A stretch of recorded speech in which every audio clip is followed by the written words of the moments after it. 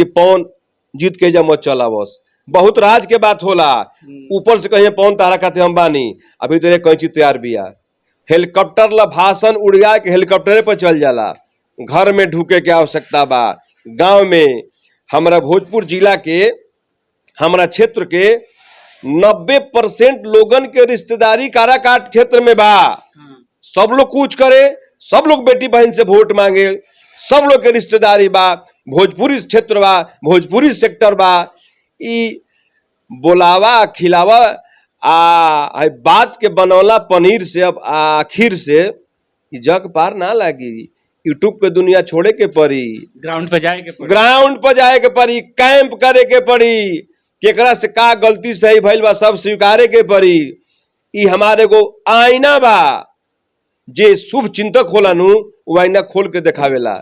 ऐसे आईना बा कि बाबू पॉलिटिक्स जितना राजनीतिक अनुभवी लोग बा वो लोग से संपर्क करी। है 15 वर्ष के 18 वर्ष 17 वर्ष के लड़का लोग मोबाइल चमकावता है, लोग वोटर लिस्ट में नामो नहीं खे। लोग का करी? ऐसे चुनाव ना पार लागेला। चुनाव लड़े खातिर कम से कम 30 साल 40 साल 50 साल अनुभवी लोगन के उम्र के लोगन के गार्जियनशिप ऐसा लोगन के साथ में रखे के पड़ी और राह करके चुनावी बिगुल फूके के पड़ी और लड़े के पड़ी, तब चुनाव कहीं पार लागी। ऐसे पॉसिबल नहीं है। ऐसे कैसे पॉसिबल बा? गाना गावे के बा कि स्टूडियो में गई नी, गीत लिखाइल बा, धुन बनल, आगा देनी मैं लोग सुने लगल। चुनाव लड़ल एगो बहुत राजनीति जौन बा बहुत कट्टरपंथी चीज होला। जनता के दिल में उतरे के पड़ी, आंगन में उतरे के पड़ी, घर में उतरे के पड़ी। केकरा से कहाँ संबंध बा संबंध के स्थापित करावे के पड़ी, तब जाकर के लोकतंत्र में जीत के मुकाम हासिल होखेला। पवन सिंह का तो ग्राउंड पे उतरना ही अपने आप में बड़ा सोचनीय विचारणीय बात हो जाती है कि जब उतरते हैं तो लोग सेल्फी लेने के लिए इतना भीड़ लग जाता है कि कैसे ग्राउंड पे काम ही करना उनके लिए बड़ा टफ वर्क होगा। अच्छा तो सेल्फी आज के डेट में सेल्फी लेबे के आवेला? 50 वर्ष के बूढ़ लौकल हन, 60 वर्ष के बूढ़ मतारी बहन लौकल लोग। सेल्फी के लेला 15 साल के 17 साल के इतना नौजवान लड़का बाड़े जेकर खुद अभी वो गार्जियनशिप में नहीं खे, ओकर नाम अब खुद वोटर लिस्ट में नहीं खे, तू खाली सेल्फी ले तक बाड़े। जेकर एगो वोट देवे के अधिकार नहीं खे, सेल्फी लेवे वाला एगो वोटो नहीं के दे सकत, उतारा के बहुमत ले आई। सेल्फी लेवे वाला खाली सेल्फी ले सकता, एकरा अलावा कोनो कर काम नहीं खे। सेल्फी ली और वो पवन सिंह खातिर ना ली, अपना खातिर ली। उनकर सेल्फिया अपना फेसबुक पर डाली कि लोग देखो कि हम पवन सिंह जरा खड़ा बानी। उतारा फेरा में नहीं कि अपना फेरा में बा। ऐसे तू अपना फेरा में लगो आ गांव के गली में ढुको, बेटी बहन मतारी बहन चाचा चाची से झुक के आ जाके वोट मांगो। बेटा पुलावा खीर से काम ना चली।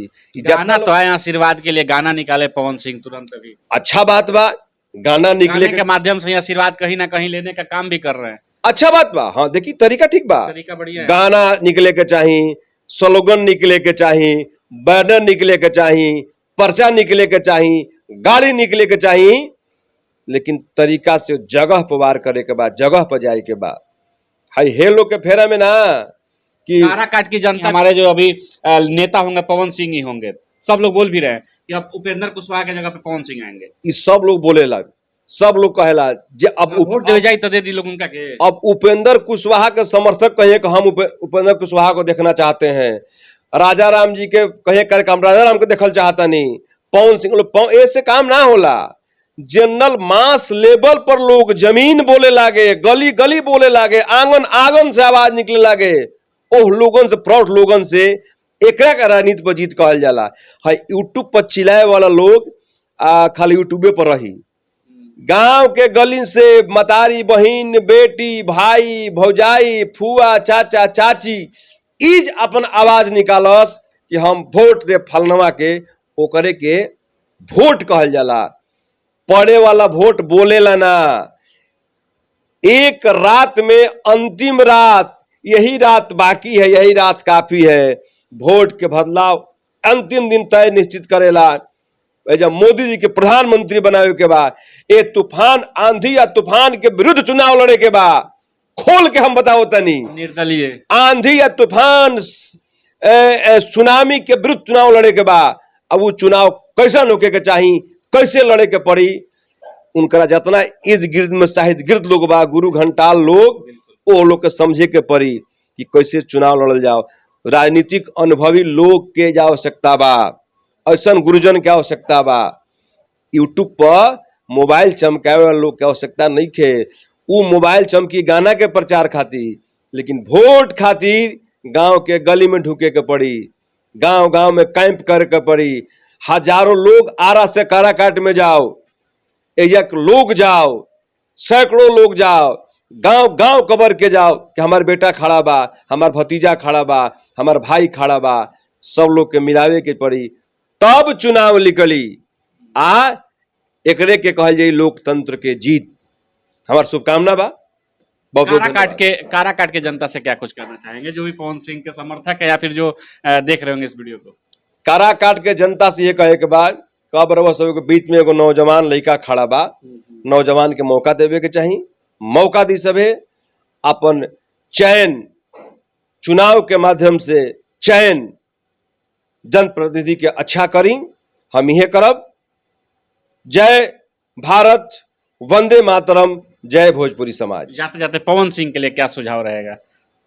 अरे भाई हम सुझाव का दे सकता नहीं। बिल्कुल, आप शुरू से मार्गदर्शक का काम किए हैं, गीत लिख के दिए हैं, यहाँ पर भी कहीं ना कहीं अगर वो लड़खड़ा रहे हैं तो आपका सहयोग उनके लिए होना चाहिए। ना ना ना, लड़खड़ात किससे बाड़े हैं महाराज, हतना सफर क के बातों के जो आपने बातों का यहाँ पे जाल बुना, उसमें ये साफ हुए कहते हुए आप नजर आ रहे हैं कि कहीं ना कहीं उनके इर्द गिर्द जो लोग हैं संगीत से हट करके कुछ पॉलिटिशियन उसके इर्द गिर्द होने चाहिए जो कि उनको आगे लेकर के जाए। पहले ही आपका बिल्कुल। आप पॉलिटिशियन में ऐसा पॉलिटिशियन ढेर पॉलिटिशियन उनकर हित मित चाचा भैया पॉलिटिशियन में होन, उहो कैंची कटी हन कि पवन जीत के जा मत चला। बस बहुत राज के बात होला। ऊपर से कहिए पवन तारा खाते हम बानी, अभी तो कैंची तैयार बिया। ऐसे सब पर ध्यान रखे के बा, सब पर ध्यान कि म्यान में तलवार एके रही। उ कबो ना तार भैया चाचा चाहिए कि पवन जीत के तू जा चल आवो। तारा एजा के जनता ही जौन बा तौन करी। एजा के जनता से, जनार्दन से कुछ ऐसा लोग के समिति बनावे के पड़ी कि लोग चलो कुछ करो, आ जा करके आ काराकाट के जनता से गला में गला लाग के हितई नतई याद करके, फुआ चाची के संबंध याद करके, मामा मामी के संबंध याद करके। आये को भाई तू तो सेलिब्रिटी बढ़ले बड़ा भोजपुरी के क्षेत्र में, तहरा अलावा ई कोनो जरूरी नहीं है कि सब लोग पवन सिंह गीत सुनत हुई। पवन सिंह को जरूरी नहीं है तो पवन सिंह जे गीत नहीं सुनत हुई तो ओकरा हट के जेकरा से जुगाड़ हो जा लाग जाए वो जुगाड़ के भंजावो। आ काराकाट के जनता के दिल में खरा उतरो। बेटा MP बनो, सांसद बनो। हमरा खातिर तो बल्ले बल्ले बा कहब कि बेटा हमार सांसद बा। चलिए, देखा आप लोगों ने वीडियो के माध्यम से तमाम तरीके की बातों को रखा मैंने, कहा पवन सिंह के लिए सपोर्टिंग कैसे सारा चीज जो है। आप क्या सोचते हैं इस वीडियो के माध्यम से मुझे कमेंट बॉक्स में जरूर लिखिएगा। और कुछ क्वेश्चन क्वेरी अगर हो आपके दिलो दिमाग में तो वो भी मुझे बताइएगा। दोबारा हमारी मुलाकात होगी सर से तो उस टॉपिक में भी बात करेंगे। इस वीडियो में इतना ही, मिलते फिर अगले वीडियो में, तब तक के लिए धन्यवाद।